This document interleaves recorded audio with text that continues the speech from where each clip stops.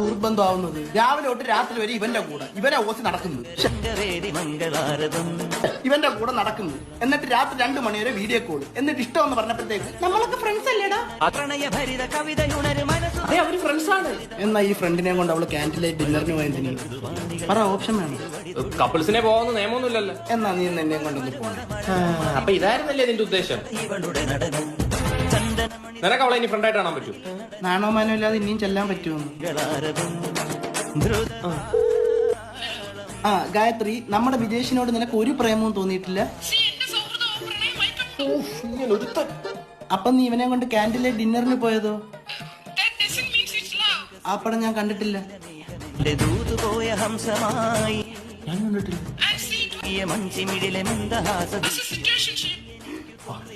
അതെന്തോന്ന് ship? നിങ്ങളപ്പോ ഷിപ്പിൽ പോയി?